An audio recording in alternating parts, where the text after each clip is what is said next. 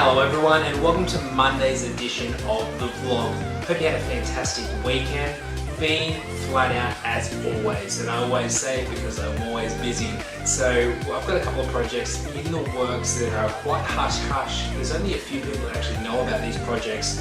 I'm not willing to share it at this stage because it's still baby steps. It's a very new project that I'm starting. It's been ticking in the back of my mind for a while, and I thought going to get onto it while I've got a bit of time off and spending it with the fam. So what I normally do is I'll get up early, do a bit of work on the computer, and then check out the snacks, do all the usual bits and pieces that I need to do, and then have some family time with obviously the newborn there, Jackson, and my wife Shanice and Brooklyn. So we've been spending a bit of time together as a family, which is fantastic because I'm normally either working or here or doing business stuff or what have you. So it's been good in that aspect. And then late at night I'm still back on the computer and doing projects like this one that I'm working on.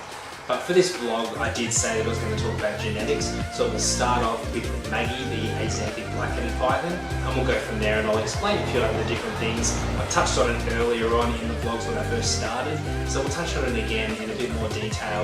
And now that I've learned a bit more and a bit more comfortable in front of the camera, it'll be a bit easier for everyone to understand. So let's get started with that.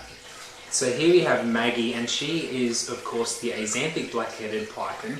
Now, she is a bit of a mascot here at Cold Blooded, and she's done a few things for us in regards to filming, and she's the star of the Big Review TV episode that we did. So it's a good thing to have her because she is one of the sort of stepping stones when handling pythons, because people tend to think black-headed pythons are a lot meaner in regards to, say, a carpet python, like when we bring Buddy out or Rose.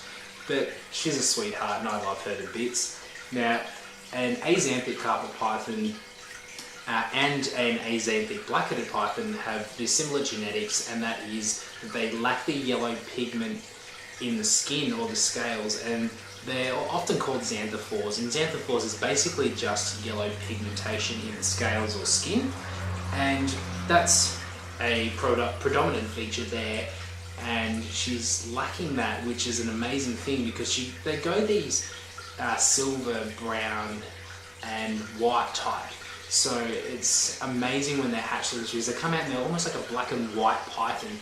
Now it happens when you breed either, it's very similar to an albino pairing where you have your heterozygous animals and then your homozygous, which is your albino or your Axanthic pythons. Now they are called homozygous traits, and then your heterozygous is of course the carrying genetic for that animal. So they're carrying the gene, but they're not showing any visual traits. So pairing these up is very similar, like I explained in the last vlog, where you have your hets, you pair them together, and you'll get your 66% possible het, because you can't sell a het without knowing what if it is an actual het, because that's a bit wrong in the aspect of selling things. But when you've got a visual like this, it's pretty easy to tell that it's a visual. But when you breed something like a visual and a visual, you're obviously just going to get visuals. And when you breed your visual to a het, you're going to get 50% carrying the gene and 50% that are showing the visual traits.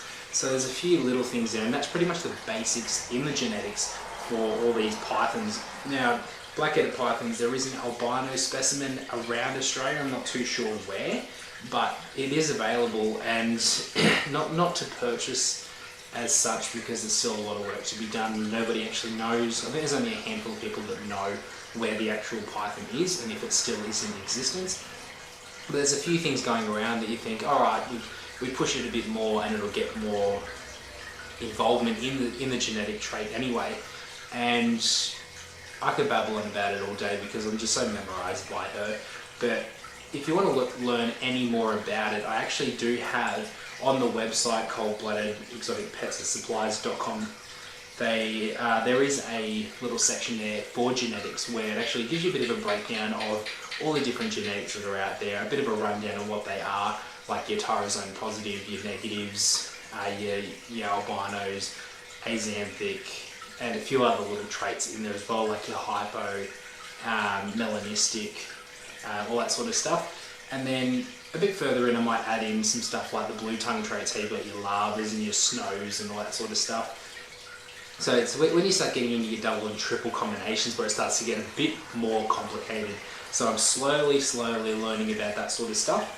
But it's all good and well, and hopefully I can retain it upstairs, that's for sure. The last thing that I wanted to touch on before I cut the vlog is that CBTV has launched its first episode. We did the pilot episode last week, but we've only just launched the first episode of CBTV Reptiles on the Rise. Now it's an amazing project for me, and I've got some great feedback from a lot of people.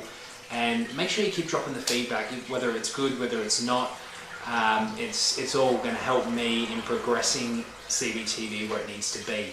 So it's going to be a lot of informative videos within the future. I'm going to do documentaries at some point, which is really cool. It's something that I've wanted to do for a while, so I'm glad that it's going the way that it's going, and I couldn't be happier that I've actually launched it. And we're going to have another episode launching in a fortnight's time. So the original plan was to have it at a weekly basis, where we have a weekly episode on a Sunday, 6 o'clock, and it's locked in. But without the interest there, and it was a bit hard to find a few people because there were certain circumstances that arose that people were unable to do the episode, or they weren't ready as such, so that was perfectly understandable. So we just pushed it fortnightly, which I think is a bit better anyway. It gives people a bit more of a build up for the next episode, instead of going bang and then we're done.